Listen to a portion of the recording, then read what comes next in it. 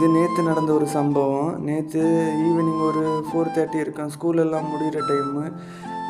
எனக்கு வேறு கிச்சனில் ஒர்க்கெல்லாம் முடிஞ்சு பீஸாக்கெல்லாம் ரெடி பண்ணி வச்சுட்டேன். அப்போ கொஞ்சம் ரெஸ்ட் எடுப்போம்னு சொல்லிட்டு டைனிங் ஏரியாவில் வெளியே உட்காந்துட்டு இருந்தேன். அப்போ ரெஸ்டாரண்ட்டில் யாருமே இல்லை, நானும் இன்னொரு பையனை மட்டும்தான் இருந்துகிட்டு இருந்தோம். அப்போ ஒரு சின்ன பையன் ஸ்கூல் முடிச்சுட்டு போர்டை பார்த்துட்டு ரெஸ்டாரண்ட்டுக்குள்ளே நடந்து வந்துட்டு இருந்தான். அப்போது நான் கிட்டே தம்பி என்னடா வேணும் அப்படின்னு. அவனாட்டி தான் என்கிட்ட கேட்குறான், அண்ணா பீஸா இருக்குமா அண்ணா அப்படின்னு. ஆமாடா தம்பி, இருக்குடா தம்பி. ஆனால் எவ்வளோ ஒரு அண்ணா குறைஞ்ச ரேட்டு பீஸா எவ்வளோ ஒன்றா அப்படின்னு. டே அந்த ஸ்டார்டிங் ப்ரைஸு 170டா அப்படின்னு.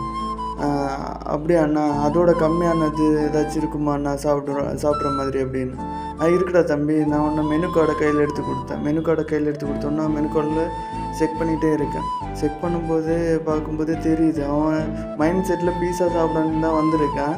அவன் எதுவுமே பிடிக்கல, அவன் சும்மா அப்படியே எல்லாத்தையும் இது பார்த்துட்டு இருக்கான். அடுத்தது அப்படியே நின்னான். அண்ணா என்கிட்ட காசு அவ்வளோ இல்லைண்ணா, என்கிட்ட 90 ரூபா தானே இருக்குது. எங்கள் வீட்டில் 500 ரூபா தந்துவிட்டாங்கன்னா அதில் ஸ்கூலில் மீதி பைசா 410 ரூபா ஆயிடுச்சுண்ணா. ஸ்கூலில் எதுக்கோ ஃபீஸ் ஏதோ கொடுக்கணும்னு போல இருக்குது அந்த பையனுக்கு. அப்போ 410 ரூபா இன்னும் 90 ரூபா மட்டும்தானே வச்சுருக்கேன், ஏதாச்சும் கிடைக்குமா அப்படின்னு. அவனை பார்க்கும்போது சின்ன வயசில் நம்ம ஆசைப்பட்ட இது சாப்பிட வேறு எந்த பொருளாக இருந்தாலும் சரி, நம்ம ஆசைப்பட்ட அம்மா அம்மாக்கிட்ட கேட்போம், அம்மா அதை வாங்கி கொடுங்கம்மா அப்படின்னு. நம்ம கையில் அம்மா பர்ஸ் எடுத்து பார்க்கும்போது கையில் பஸ் பேருக்கு மட்டும்தான் பைசா இருக்கும், நமக்கு கிடைக்கல. நான் பார்த்தேன், எனக்கு ஒரு மாதிரி ஆகிட்டு, என்னடா இந்த பையன் இப்படி கேட்குறானே. உன்னை பக்கத்தில் இன்னொரு பையன் இல்லை, நீ எழுது, நான் காசு தரேன், நீ எழுதி கொடு அப்படின்னு. அந்த பையனை நான் கிச்சனில் கூட்டிகிட்டு போனேன். அவன்ட்டு வந்துட்டான் கிச்சனுக்குள்ளாடி. அவன் கிச்சனுக்குள்ளே பார்த்துக்கிட்டே நிற்கிறான், என்ன பண்ணுறாங்க அப்படின்னு. அவன் என்கிட்ட ரெசிபி கேட்குறான், அந்த பீஸை எப்படின்னா ரெடி பண்ணுறது, நான் வீட்டில் இதுக்கு முன்னாடி ரெடி பண்ணாலும் வரவே மாட்டேங்குதுண்ணா அப்படின்னு.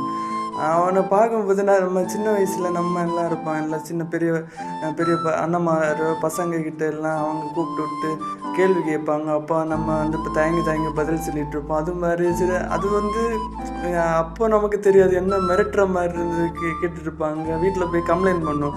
ஆனால் அந்த பையனை பார்க்கும்போது சின்ன வயசில் என்னையே பார்த்த மாதிரி இருந்துச்சா, எனக்கே ரொம்ப இதாகிட்டு, என்னடா அது அப்படின்னு. அடுத்தது இந்த பீஸை யாருக்கிட்ட கொடுத்து ஷேர் பண்ணி சாப்பிடுவோம் அப்படின்னு நான் அம்மா அப்பா கூட ஷேர் பண்ணி சாப்பிடுவேன்னு சொன்னேன். அதில் ரொம்ப சந்தோஷமாக இருந்துச்சு. நான் உடனே பீஸா ரெடி ஆச்சு, மைக்ரோ ஓவன்லேருந்து வெளியே எடுத்து கட் பண்ணி அவன் கையில் கொடுத்தேன்.